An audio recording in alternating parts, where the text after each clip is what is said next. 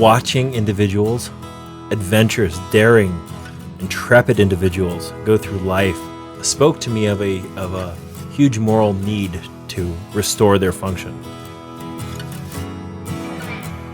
Hello, I'm Emmy DeGrappa. Each week, we bring you stories asking our guests the question, why? We learn about their passion, why they do what they do, why should we care, and what can we learn?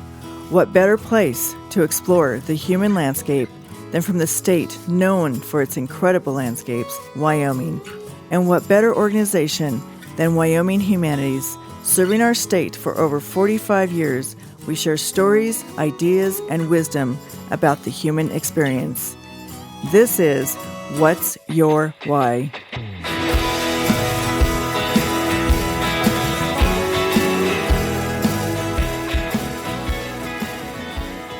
Today, we are talking to Dr. Chris Duncan. His research is focused on the restoration of movement and sensation for amputees through the development of advanced neuroprosthetics that can tap into and communicate with the nerves and muscles. Welcome, Dr. Duncan. Thank you. It's great to be here. As a doctor, how did you become impassioned with helping amputees? I am a subspecialist trained in physical medicine and rehabilitation.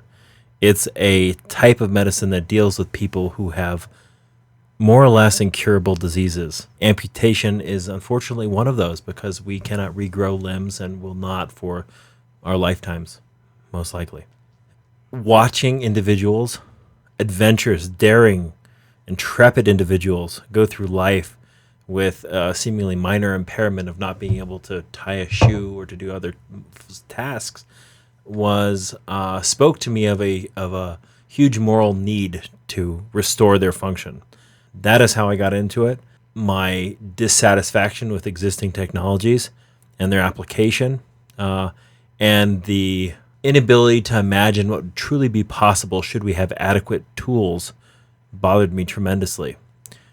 So I feel like there was a great moral need to develop technology for these individuals. What do you think about current prosthetics when you said they're inadequate? In what way are they inadequate? Current prosthetics and the process behind getting payment for them is crippling. Losing one arm is not so bad. Most people can get by with one-handed tasks and make adjustments.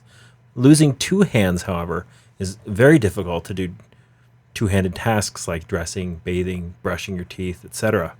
As it stands, reimbursement only cares about dressing, bathing, grooming, some toileting, but that does not adequately express what people want to do with their life and where they find fulfillment. To that end, then, I think we have to restore hand function, right? There's nothing short of hand function. So a hook is not great. I have a patient that likes to change her daughter's diapers. She's missing both arms. It's very challenging with a hook for both parties. The inability to sense where skin is soft and where the diaper begins is impossible. So it's all done visually. It's like trying to do that with a set of chopsticks, more or less. New robotic hands have motors to move each finger individually, but there is no control strategy to move them in a way where our hands move naturally and flexibly.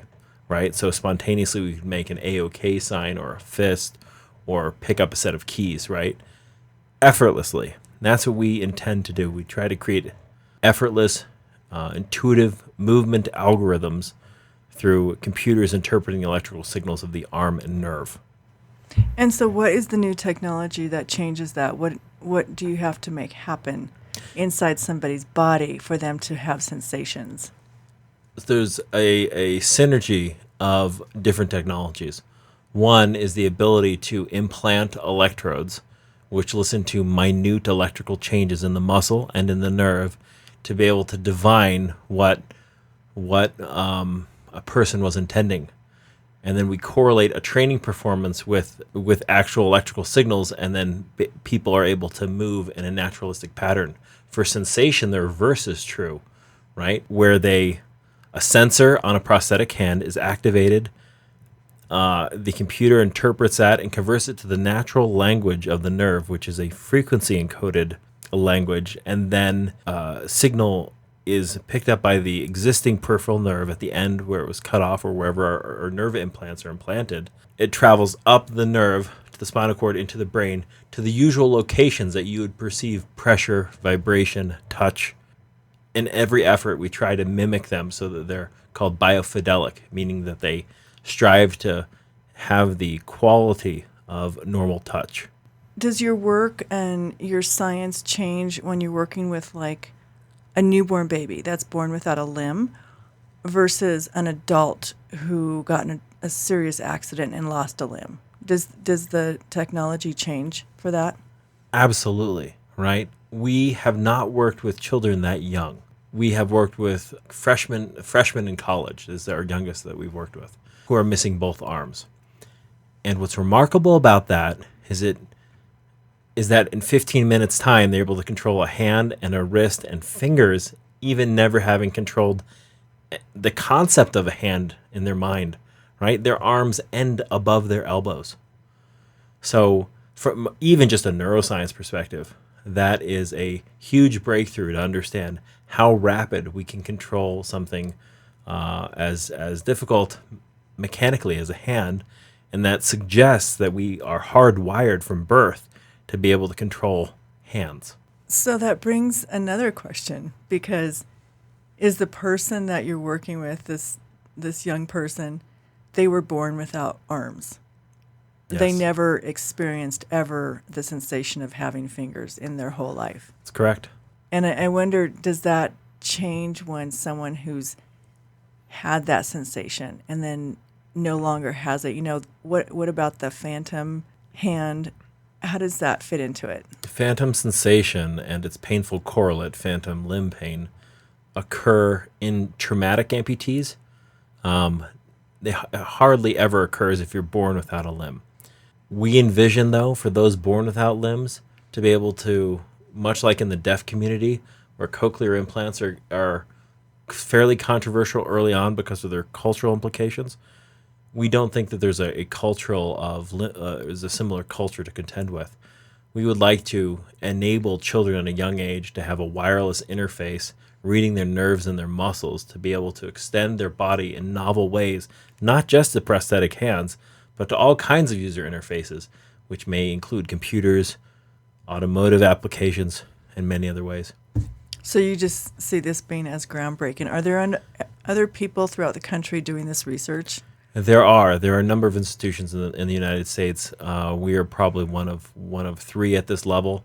I think everybody's hope is to remove the limitations that fate has unfairly bestowed upon these children or upon individuals that happen to have a traumatic accident.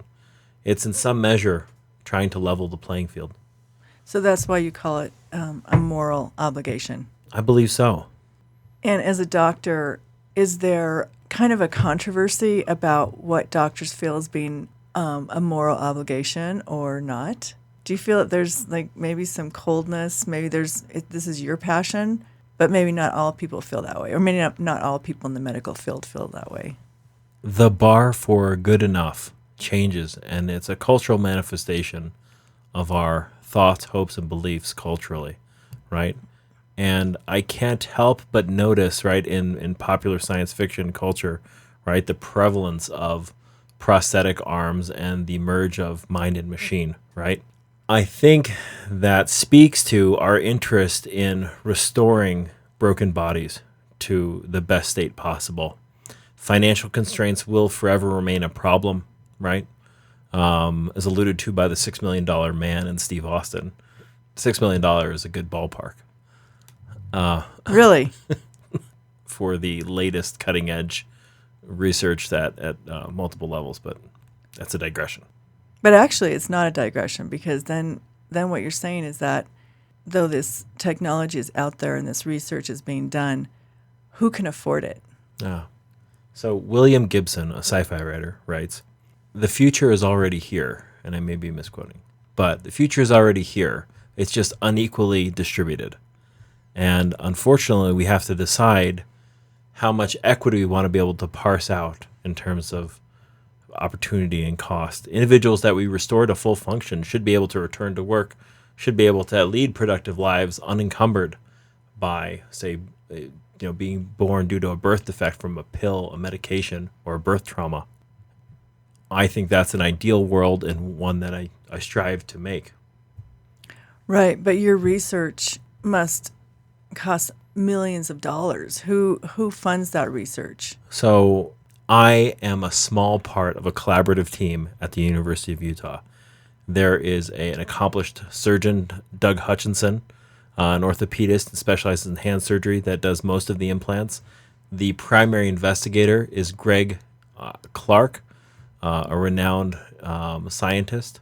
And we have a horde of graduate students and postdocs that assist us with these breakthroughs. So I don't want to claim undue credit, but it's a collaborative approach. It's necessarily that way because it's complex and because we interface with humans. The grants come from the Department of Defense, from DARPA, who has been an exceptional collaborator to work with from a funding perspective because of their interest on bringing this to market in a realistic way. National Science Foundation, as well as some other smaller private grants. This is a vision worth having. Our military sees that for a plethora of good reasons. Absolutely. And I think that when you bring it to market, maybe that will help make it affordable to people. The affordability will come. First generation devices will be necessarily expensive, but one of the different healthcare spheres are able to provide for patients at a different level. I have the opportunity to work at the Salt Lake City Veterans Hospital and provide prosthetic solutions for those with limb loss. And there we are not constrained by cost, but really only answer to patient need, right? Which is in keeping with the mission of the Veterans Hospital to restore those that have given so much for our country. In the private sector, insurers want to know that they're getting bang for their buck. Historically, upper limb prosthetics, especially if you're just missing one hand, have been less than successful with rates of up to 50% abandonment after 1 year, because patients felt that the devices weren't helpful to them. So that seems very indicting to me and suggests that we need a whole new phase of technology that is useful to them. So for those reasons, we invite focus groups in.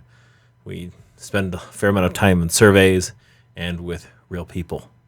Well, and I like the way you explained how beautiful the hand is, and to put a prosthetic that looks like a hook on someone who actually has the functionality of a hand, which is so complex, and just even aesthetically doesn't make sense. So I appreciate how you took that and made that part of your moral dilemma. Yeah. Unfortunately, payers, those that would provide payment for medical services, have adopted a strategy from the pharmaceutical industry called step therapy, where you start with a cheaper alternative and see whether or not it fails, and then only escalate in price and efficacy, which has proven detrimental because you give somebody subpar equipment and you predispose them to do not as well. An interesting anecdote is that in Europe, the hook is not widely used. It's considered kind of an ugly anathema. In the United States, we have a different culture and we're more functional.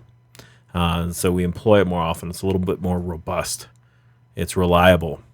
These newer hands, the primary complaint among all my patients is that the robotic hands break far too frequently and the return time is so long as to kind of make it not worth it. They can't depend on it. Right.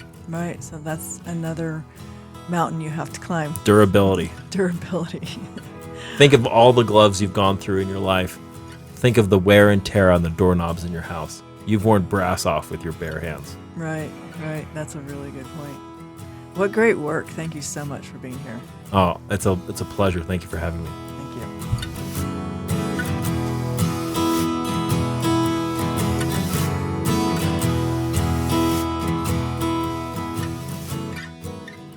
Thank you for joining us for this episode of What's Your Why, a production of Think Why, Wyoming Humanities. This has been executive producer Emmy DeGrappa. Please subscribe and never miss a show. For more information, go to thinkwhy.org.